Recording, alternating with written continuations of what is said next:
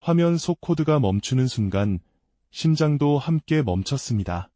박수연, 반역죄로 처형 8글자가 눈앞에서 아른거렸어요. 그녀의 웃음소리가, 손끝이 새벽같이 건네주던 따뜻한 옥수수차가 떠올랐습니다. 저는 그때 알았어요. 사랑하는 사람을 잃는다는 건 숨을 쉬면서도 죽어가는 것이라는 걸. 제 이름은 김철웅. 조선민주주의 인민공화국이 자랑하는 특급 해커였습니다. 평양 류경동 지하 어딘가 세상에 존재하지 않는 건물에서 저는 일했어요. 우리는 스스로를 전자전 영웅이라 불렀지만 세계는 우리를 두려워했습니다. 은행을 털고 기밀을 빼내고 적국의 시스템을 마비시키는 것, 그게 제 일이었어요. 2019년 봄, 그녀가 처음 왔습니다. 동무, 자리가 여기요? 고개를 들었을 때 심장이 한 박자 쉬었어요. 단발머리에 까만 눈, 작은 얼굴. 군복 차림이었지만 어딘가 달랐습니다. 눈빛이 살아 있었어요. 이곳에서 살아있는 눈빛을 가진 사람은 드물었거든요. 박수연 동무요. 오늘부터 철웅 동무조에 배치됐소. 그녀가 경례를 했습니다. 저는 고개만 끄덕였어요. 말이 없는 편이었거든요. 그런데 그녀는 개의치 않았습니다. 옆자리에 앉더니 바로 모니터를 켰어요. 손가락이 키보드 위를 춤추듯 움직였습니다. 철웅 동무, 이 방화벽 구조 좀 봐주겠소? 내 생각엔 여기 취약점이 있는 것 같은데. 저는 놀랐어요. 그녀가 발견한 건 제가 일주일 동안 찾지 못한 것이었습니다. 첫날부터 알았어요.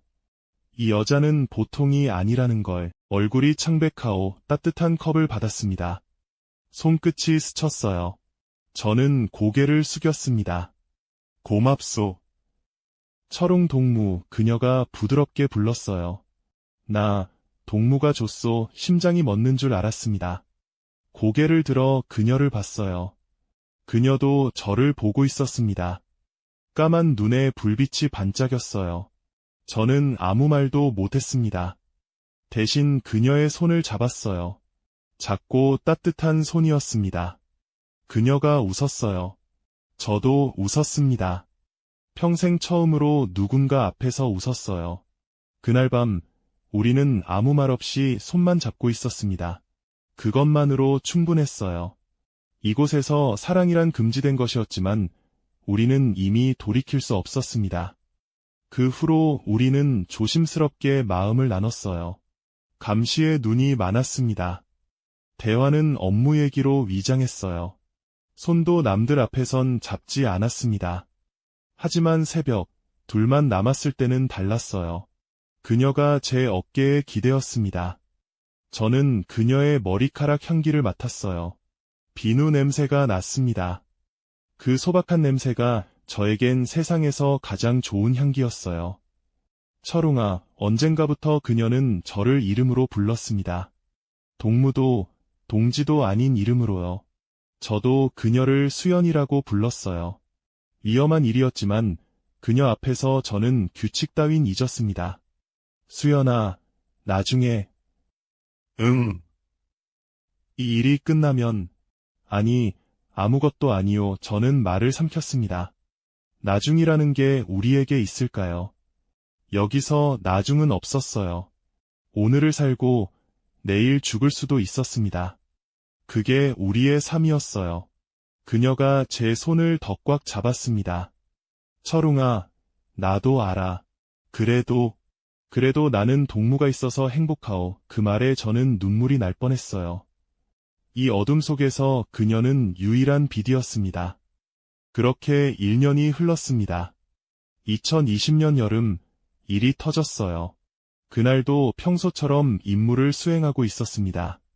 그런데 갑자기 문이 열리더니 보위부원들이 들이닥쳤어요.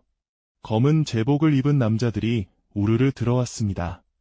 박수연, 그들이 외쳤어요. 수연이가 고개를 들었습니다. 얼굴이 창백해졌어요. 반혁명 행위 및 기밀 유출 혐의로 체포한다. 저는 벌떡 일어났습니다. 무슨 소리여? 수연 동무가 무슨 짓을 했단 말이오? 보위부원이 저를 밀쳤어요. 저는 넘어졌습니다. 철웅아, 수연이가 소리쳤어요. 그녀의 눈에 눈물이 고여 있었습니다. 믿어줘. 나는 아무 짓도 안 했어. 그녀가 끌려갔습니다. 저는 일어나려 했지만 다른 보위부원이 발로 찼어요. 갈비뼈가 부러지는 것 같았습니다. 김철웅, 너는 심사 대상이다. 움직이지 마라. 그들이 경고했습니다. 저는 바닥에 엎드린 채 수연이가 끌려가는 것을 봤어요. 복도 끝으로 사라지는 그녀의 뒷모습. 단발머리가 흔들렸습니다. 그게 마지막이었어요. 그 후 일주일간 저는 신문을 받았습니다. 박수연과 무슨 관계냐? 같은 조 동료여. 거짓말하지 마라. 둘이 수상한 행동을 했다는 보고가 있다. 저는 부인했습니다. 끝까지 부인했어요. 그녀와의 관계를 인정하면 저도 끌려갈 테니까요. 더 중요한 건 그녀에게 더 큰 죄가 덮어 씌워질 거라는 것이었습니다. 신문은 가혹했어요. 잠을 재우지 않았고 밥도 주지 않았습니다. 하지만 저는 버텼어요. 수연이를 위해서라면 뭐든 할 수 있었습니다. 열흘 후 풀려났어요. 혐의 없음으로 처리됐습니다. 하지만 수연이 소식은 들을 수 없었어요. 저는 미친 듯이 알아봤습니다. 아는 사람들에게 물었어요. 누구도 말해주지 않았습니다. 아니, 말할 수 없었어요. 보위부에 끌려간 사람 얘기를 하면 자신도 위험해지니까요. 한 달이 지났습니다. 그리고 그날 밤 저는 알게 되었어요. 동료가 몰래 다가왔습니다. 철웅 동무, 조용히 들으시오. 그가 낮게 속삭였어요. 박수연 동무는 처형됐소. 일주일 전에 세상이 무너졌습니다. 기가 멍해졌어요. 심장이 멎는 것 같았습니다. 거짓말. 사실이오. 반역죄로 총살당했소. 저는 그 자리에 주저앉았습니다. 숨을 쉴 수가 없었어요. 가슴을 쥐어뜯었습니다. 소리를 지르고 싶었지만 그럴 수 없었어요. 여기서 울면 저도 의심받을 테니까요. 그날 밤 저는 처음으로 울었습니다. 이불을 뒤집어 쓰고 소리 없이 울었어요. 수연이, 수연이, 수연이. 그 이름을 속으로 수백 번 불렀습니다. 대답은 없었어요. 영원히 없을 거였습니다. 그녀가 무슨 죄를 지었을까요? 기밀 유출. 그녀가 말도 안 됐어요. 그녀는 누구보다 열심히 일했습니다. 반역 따윈 생각도 못할 사람이었어요. 저는 알았습니다. 누군가 그녀를 모함한 거라는 걸. 하지만 누가? 알 수 없었습니다. 알아낼 방법도 없었어요. 여기서 진실 따윈 존재하지 않았습니다. 이에서 정하면 그게 진실이 되는 곳이었어요. 그때부터 저는 달라졌습니다. 겉으로는 똑같이 일했어요. 시키는 대로 코드를 짰습니다. 하지만 마음속은 텅 비어 있었어요. 아니, 분노로 가득 찼습니다. 이 체제에 대한 분노, 수연이를 죽인 자들에 대한 분노, 그리고 한 가지 결심을 했습니다. 떠나야 한다.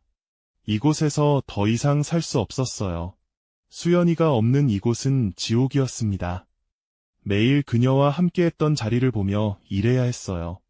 미칠 것 같았습니다. 탈북. 그것은 곧 죽음을 의미했어요.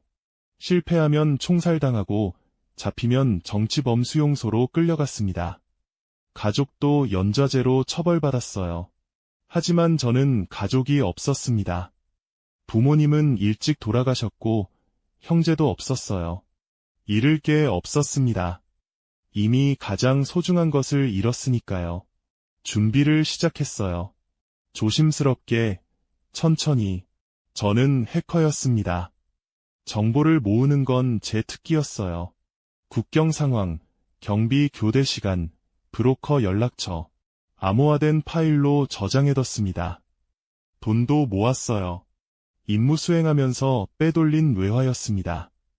위험한 일이었지만 저는 기술이 있었어요. 흔적을 지우는 건 어렵지 않았습니다. 그렇게 1년을 준비했습니다. 2021년 겨울 드디어 기회가 왔어요. 저는 함경북도 출장 명령을 받았습니다. 변경 지역 시스템 점검이라는 명목이었어요. 국경 근처로 갈 수 있는 유일한 기회였습니다. 출장을 떠나는 날, 저는 평양을 마지막으로 돌아봤어요. 류경 호텔이 보였습니다.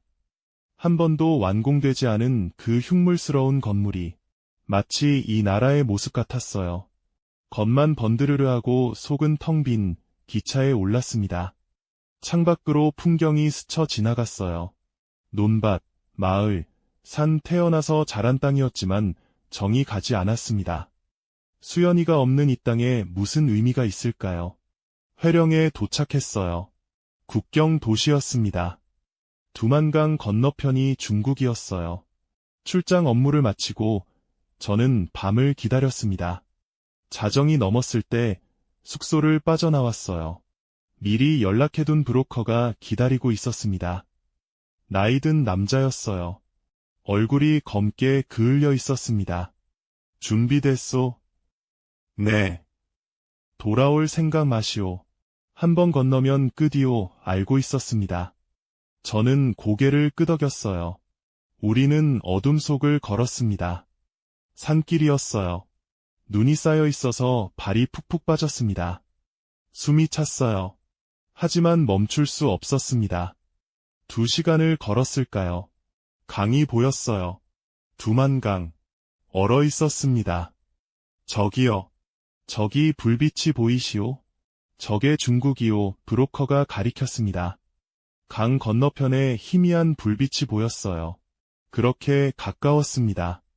직선거리로 100m도 안 됐어요. 하지만 그 100m가 가장 멀었습니다.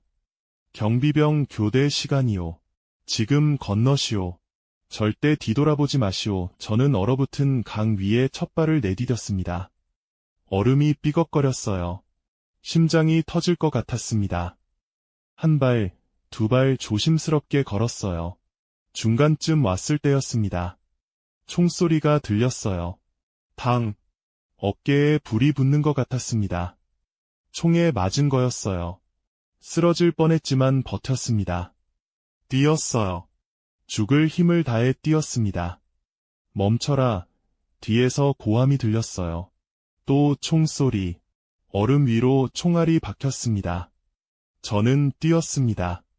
어깨에서 피가 흘렀어요. 춥고 아팠습니다. 하지만 멈추면 죽었어요. 강 건너편에 도착했을 때 저는 쓰러졌습니다. 눈밭 위에 엎드렸어요. 뒤를 돌아봤습니다. 북한 쪽에서 손전등 불빛이 보였어요. 하지만 그들은 강을 건너지 못했습니다. 여기는 중국이었으니까요. 저는 웃었어요. 울면서 웃었습니다. 해냈어요. 정말 해낸 거였어요. 수연아. 속삭였습니다. 눈이 쏟아져 내렸어요.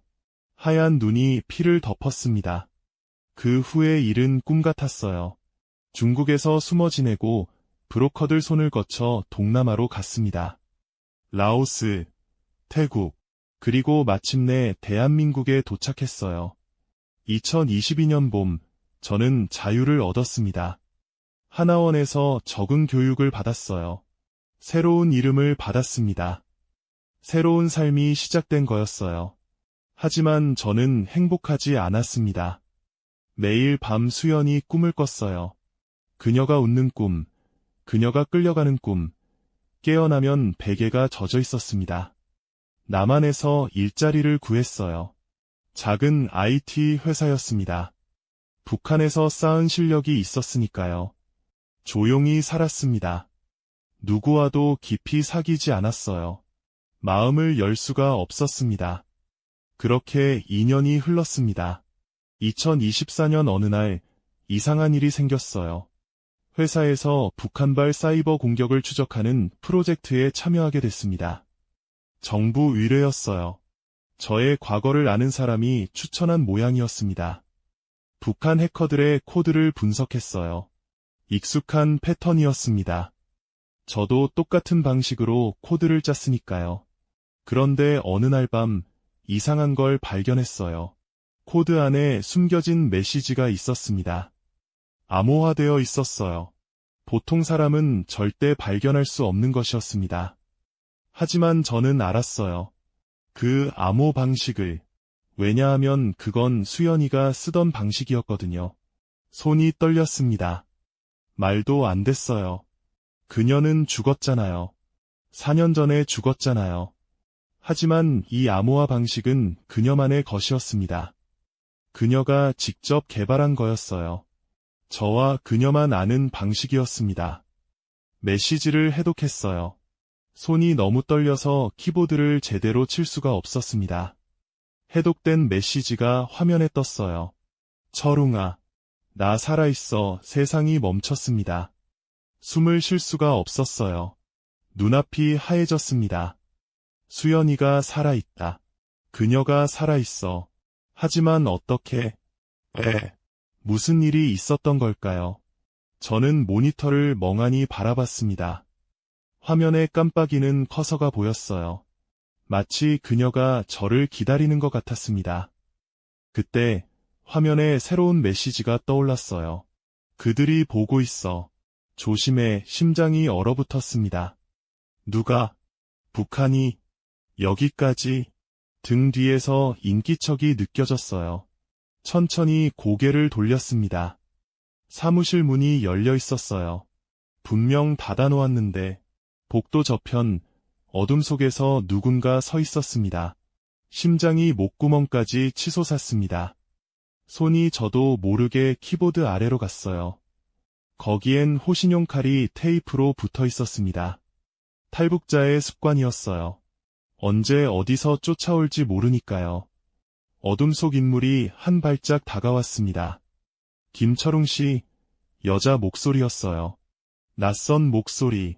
수연이가 아니었습니다. 불이 켜졌어요. 복도 끝에 서 있던 건 정장 차림의 중년 여성이었습니다. 짧은 머리에 날카로운 눈매, 형사 같은 인상이었어요.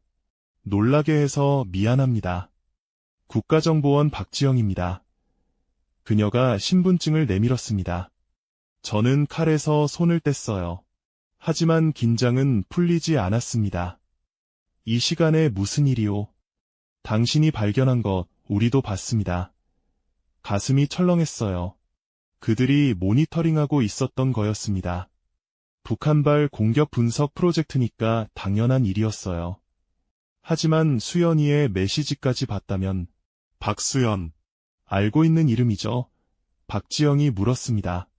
저는 대답하지 않았어요. 2020년 반역죄로 처형됐다고 알려진 북한 해커. 하지만 우리 정보에 의하면 그녀는 죽지 않았습니다. 숨이 멎었어요. 정말이었습니다.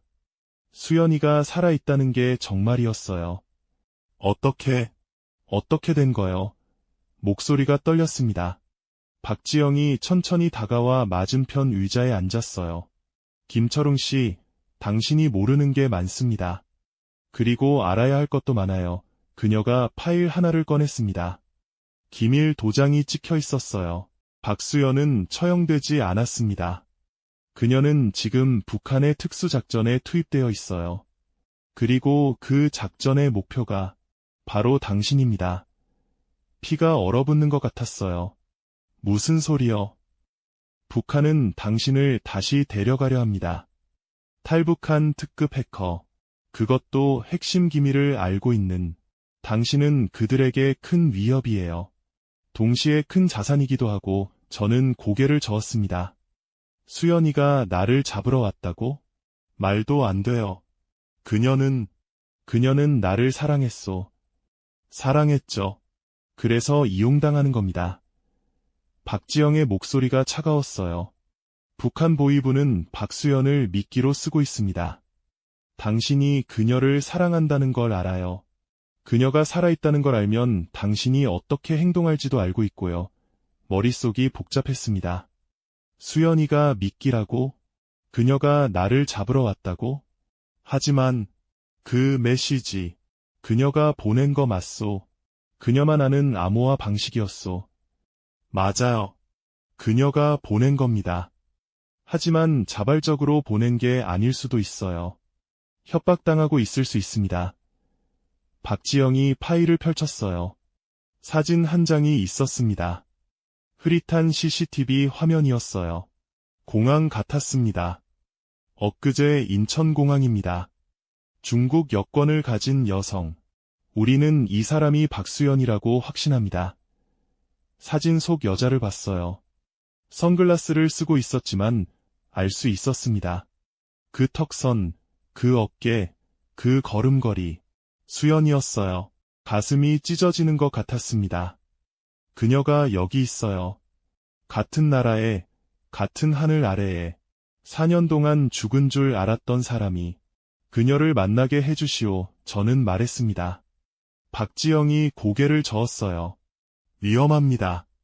그녀 주변에 북한 공작원들이 있어요. 접촉하는 순간 당신도 위험해집니다. 상관없소. 단호하게 말했어요. 나는 4년 동안 그녀가 죽은 줄 알고 살았소. 매일 밤 그녀 꿈을 꿨소. 이제 살아있다는 걸 알았는데 어떻게 가만히 있겠소. 박지영이 한참 저를 바라봤습니다. 그리고 한숨을 쉬었어요. 예상했습니다. 그래서 제안이 있어요. 그녀가 몸을 앞으로 숙였습니다. 우리와 협력하세요. 북한의 작전을 역이용하는 겁니다. 당신이 미끼에 걸린 척하면 우리는 그들의 네트워크를 파악할 수 있어요. 그리고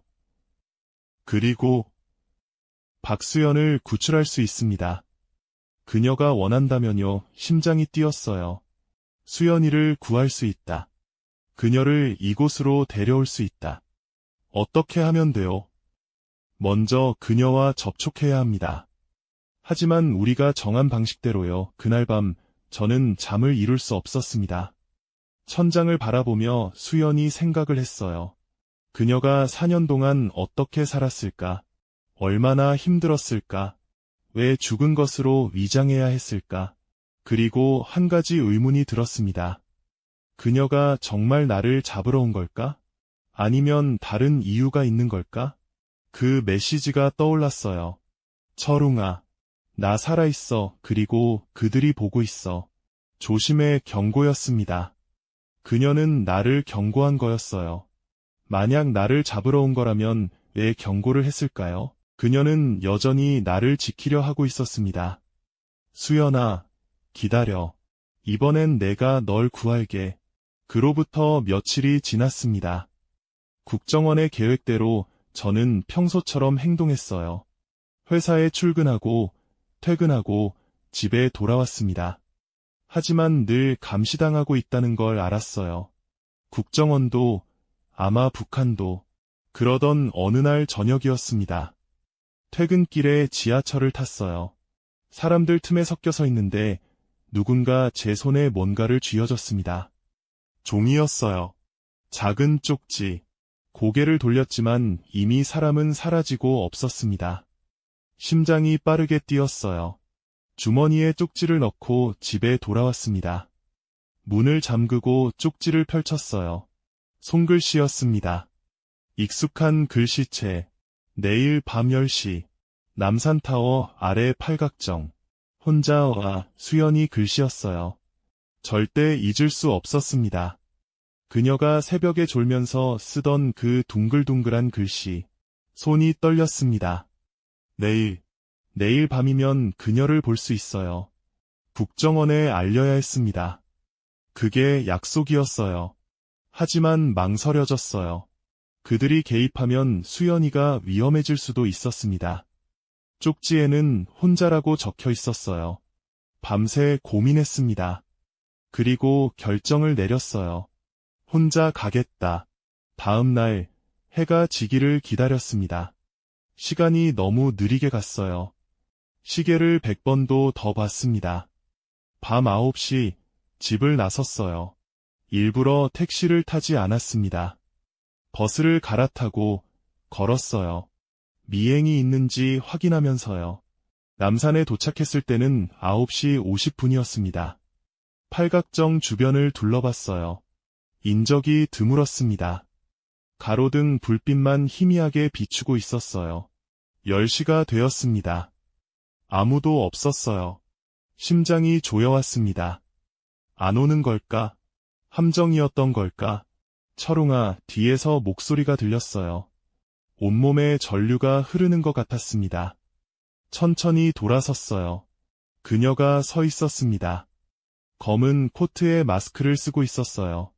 하지만 알 수 있었습니다. 그 눈, 그 까만 눈, 수연아. 목소리가 떨렸어요. 그녀가 마스크를 내렸습니다. 4년 만에 보는 얼굴이었어요. 조금 야위었지만 분명 그녀였습니다. 정말 왔구나. 그녀가 웃었어요. 그 웃음. 새벽에 옥수수차를 건네던 그 웃음. 눈물이 났습니다. 수연아, 넌 죽은 줄 알았어. 4년 동안 내가 죽은 줄 알았어. 저는 다가갔어요. 그녀를 안고 싶었습니다. 하지만 그녀가 한 발짝 물러섰어요. 가까이 오지마, 위험해. 그녀의 눈이 주위를 살폈습니다. 시간이 없어. 빨리 말할게. 그녀가 낮은 목소리로 말했어요. 나는 죽지 않았어. 처형은 위장이었어. 보이부가 나를 살려뒀어. 특수 임무를 위해서. 무슨 임무? 너를 잡는 거야. 가슴이 얼어붙었습니다. 박지영이 말한 대로였어요. 처음엔 거부했어. 그런데 그들이 협박했어. 그녀의 목소리가 떨렸습니다. 내 동생, 수민이 알지? 그 애를 인질로 잡았어. 내가 임무에 실패하면 수민이가 죽어. 수연이가 가끔 얘기하던 여동생이었어요. 아직 어렸습니다. 20살도 안 됐을 거예요. 그래서 여기 온 거야. 널 경고하러 온 거야. 도망쳐. 철웅아. 여기서 멀리 가. 그들이 널 잡으면 끝이야. 난 안 가. 널 두고 어떻게 가. 4년 전에 널 지키지 못했어. 이번엔 안 그럴 거야. 바보야. 넌 왜 항상 나 때문에 내가 위험해지는 거 싫어. 제발 가. 같이 가자. 탈북하자. 수민이도 구하고 셋이 같이 살자. 여기서 다시 시작하자. 그게 가능할 것 같아? 수민이는 평양에 있어. 내가 탈북하면 그 애가 죽어. 방법이 있을 거야. 내가 찾을게. 국정원하고도 얘기할 수 있어. 국정원. 날 도와주겠다고 했어. 널 구출하고 북한 네트워크를 파악하고 협력하면 수민이도 구할 수 있을지 몰라. 철웅아, 나 무서워. 이제 안 무서워해도 돼. 내가 있잖아. 철웅아, 시간이 없어. 그들이 날 추적하고 있어. 오래 있으면 안 돼. 알았어. 내일 다시 만나자. 구체적인 계획을 세울게. 어떻게 연락해? 옛날 방식대로 하자. 우리만 아는 암호화 방식으로. 북한 공격 코드에 메시지 숨기는 거 내가 했잖아. 그렇게 하자. 알았어. 조심해, 철웅아. 사랑해. 나도. 그 후 보름이 흘렀습니다. 저와 수연이는 암호화된 메시지로 연락을 주고받았어요. 북한의 사이버 공격 코드 안에 우리만의 대화를 숨겼습니다. 누구도 알아채지 못했어요. 국정원에도 상황을 알렸습니다. 박지영은 화를 냈어요. 왜 혼자 갔습니까? 위험하다고 했잖아요. 미안합니다. 하지만 이제 상황이 달라졌소. 수연이는 적이 아니오. 그녀도 탈북하고 싶어해요. 동생이 인질이라고요? 복잡하군요. 수민이를 구할 방법이 있겠소. 쉽지 않아요. 평양에 있는 사람을 빼내는 건, 하지만 불가능한 건 아닙니다. 중국 내 협조 조직이 있어요. 그들을 통하면 가능할 수도 있습니다. 하지만 시간이 걸려요. 그녀를 구해야 하오. 제발. 박지영이 저를 바라봤어요. 그리고 고개를 끄덕였습니다. 해볼게요. 대신 당신도 협조해야 합니다. 북한 네트워크 정보 아는 것 전부 내놓으세요. 그렇게 하겠소. 계획이 세워졌습니다. 수민이를 평양에서 빼내는데 2달이 걸릴 거라고 했어요. 그동안 수연이는 임무를 수행하는 척 해야 했습니다. 저도 미끼 역할을 했어요. 수연이에게 속아 넘어간 척 그녀와 접촉을 늘려갔습니다. 북한 공작원들은 계획이 잘 진행된다고 생각했겠죠.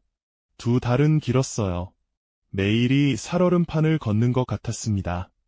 수연이를 만날 때마다 감시의 눈이 느껴졌어요.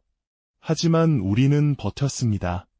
그리고 마침내 연락이 왔어요. 성공했습니다. 수민 씨가 중국에 도착했어요. 그날 밤 우리는 마지막 만남을 가졌어요. 이번엔 국정원이 준비한 안전 가옥이었습니다. 수연이가 들어왔을 때 그녀의 얼굴은 눈물 범벅이었어요. 수민이가 정말 안전해.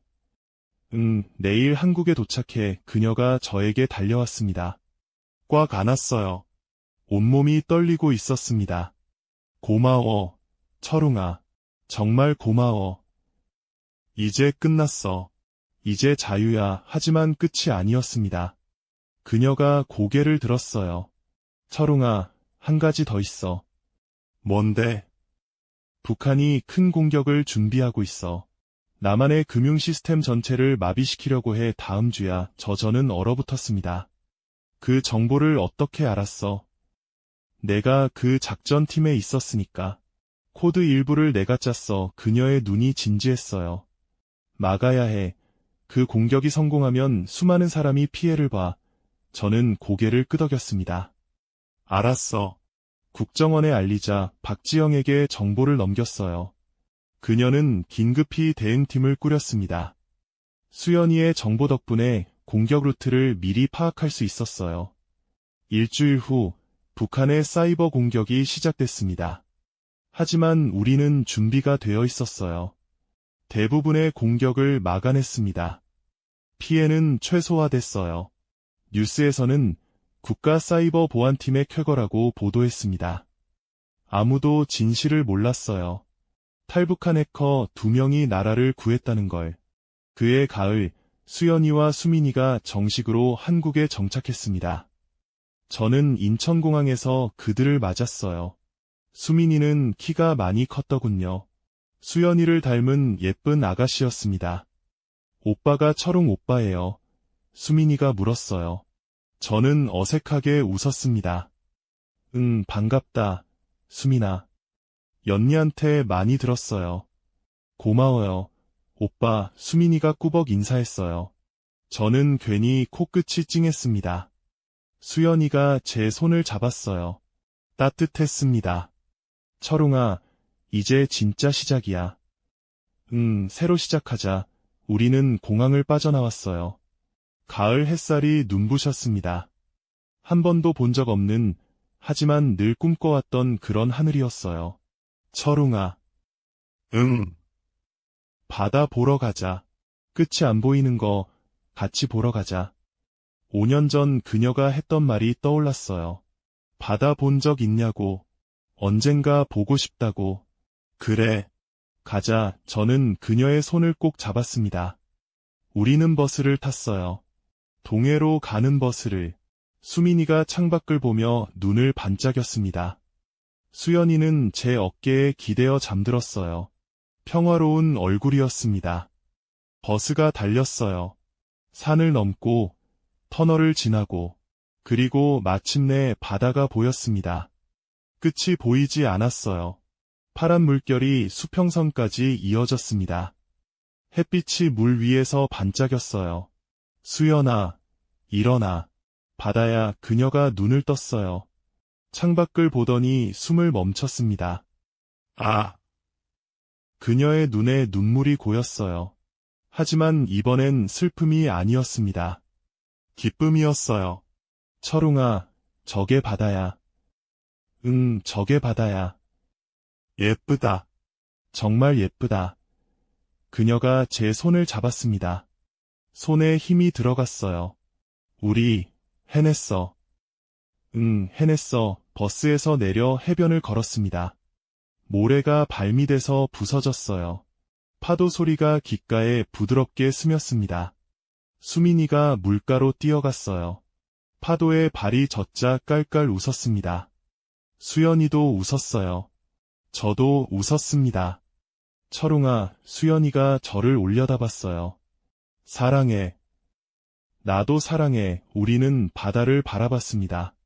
끝이 보이지 않는 그 푸른 세상을, 우리 앞에 펼쳐진 새로운 삶을, 어둠 속에서 서로를 찾아 헤맸던 두 사람. 이제 우리는 비달에 서 있었어요. 손을 잡고 나란히. 파도가 밀려왔습니다. 그리고 다시 빠져나갔어요. 마치 지난 세월의 아픔을 씻어가는 것처럼. 오빠, 언니, 이것 좀 봐요. 수민이가 손에 조개를 들고 뛰어왔어요. 수연이가 웃으며 수민이에게 다가갔습니다. 저는 그 모습을 바라봤어요. 햇살 아래 웃고 있는 두 자매. 이토록 평범한 풍경이 우리에게는 기적이었습니다. 그때 주머니에서 핸드폰이 울렸어요. 모르는 번호였습니다. 여보세요. 김철웅 동무. 낯선 남자 목소리. 북한 억양이었어요. 피가 얼어붙었습니다. 당신들이 한 일 잊지 않겠소. 이건 시작에 불과하오. 전화가 끊겼습니다. 저는 해변을 둘러봤어요. 저 멀리 방파제 위에 누군가 서 있었습니다. 검은 옷을 입은 남자. 이쪽을 보고 있었어요. 잠시 후 그 남자는 돌아서서 사라졌습니다. 수연이가 다가왔어요. 철웅아, 왜 그래? 무슨 일 있어? 저는 잠시 망설였습니다. 그리고 웃었어요. 아니, 아무것도 아니야. 그녀의 손을 잡았습니다. 지금 이 순간을 지키고 싶었어요. 무슨 일이 있어도. 햇살이 따뜻했습니다. 파도 소리가 평화로웠어요. 하지만 저는 알았습니다. 이 싸움은 아직 끝나지 않았다는 걸. 언젠가 다시 그림자가 다가올 거라는 걸. 그래도 괜찮았어요. 이번엔 혼자가 아니니까요. 수연이의 손을 더 꽉 잡았습니다. 그녀가 고개를 갸웃했어요. 그냥 내가 여기 있어서. 그녀가 웃었습니다. 그 웃음이 세상에서 가장 아름다웠어요. 무슨 일이 와도 이 손을 놓지 않을 거였습니다. 바다가 반짝였어요. 우리의 새로운 이야기가 막 시작되고 있었습니다. 평화는 석 달밖에 가지 않았습니다. 그해 겨울, 첫눈이 내리던 날, 수민이가 사라졌어요. 아침에 학원 간다고 나간 아이가 저녁이 되어도 돌아오지 않았습니다. 전화도 받지 않았어요. 수연이의 얼굴이 창백하게 질렸습니다. 철웅아, 수민이가. 그녀의 목소리가 떨렸어요. 저도 불길한 예감에 휩싸였습니다. 해변에서 받았던 그 전화가 떠올랐어요. 이건 시작에 불과하오. 밤 10시, 수연이 핸드폰에 문자가 왔습니다. 발신자 표시 없음. 동생이 보고 싶으면 연락해라. 박수연, 내가 뭘 해야 하는지 알지? 수연이가 핸드폰을 떨어뜨렸어요. 저는 그녀를 붙잡았습니다. 수연아, 진정해. 국정원에 연락하자. 안 돼. 그녀가 소리쳤어요. 그들이 알면 수민이를 죽일 거야. 나 혼자 가야 해. 무슨 소리야. 너 혼자 어떻게 해. 그들이 원하는 건 나야. 내가 가면 수민이를 보내줄 거야. 저는 그녀의 어깨를 잡았습니다. 절대 안 돼. 내가 가면 둘 다 죽어. 그럼 어떻게 해. 수민이가 잡혀 있는데 어떻게 가만히 있어. 그녀가 울었어요. 저도 머릿속이 복잡했습니다. 어떻게 해야 할까? 어떻게 해야 수민이도 살리고 수연이도 지킬 수 있을까? 그때 생각이 떠올랐어요. 수연아, 나한테 방법이 있어. 뭔데? 그들이 원하는 건 정보야. 내가 가진 정보. 나만의 보안 시스템 정보. 그걸 미끼로 쓰자. 수연이의 눈이 커졌습니다. 무슨 뜻이야? 내가 직접 접촉할게.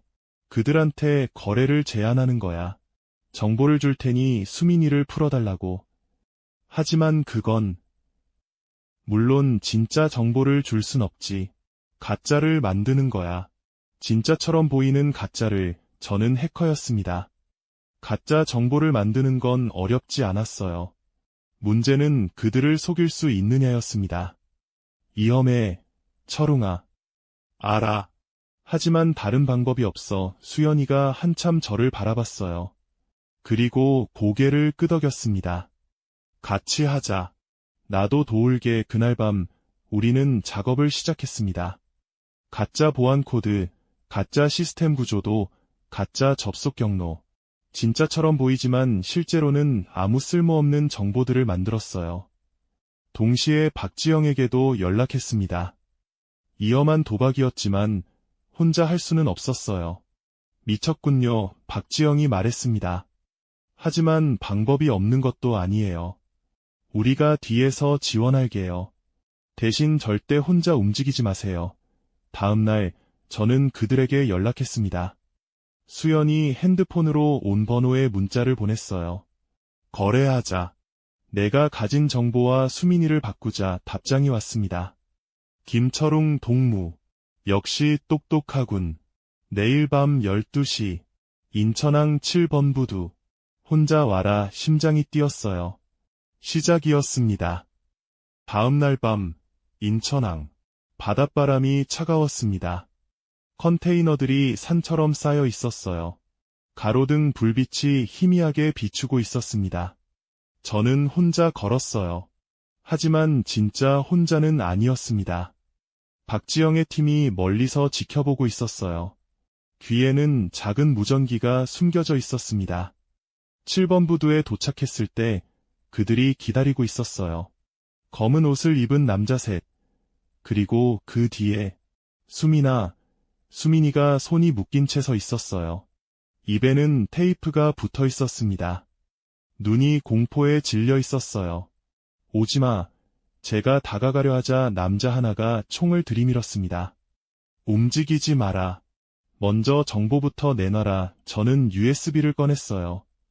가짜 정보가 담긴. 여기 있다. 먼저 수민이를 풀어라. 확인부터 해야지. 남자가 노트북을 꺼냈습니다. USB를 연결했어요. 화면에 데이터가 떴습니다. 그가 코드를 훑어봤어요. 심장이 조여왔습니다. 들킬까? 가짜인 걸 알아챌까?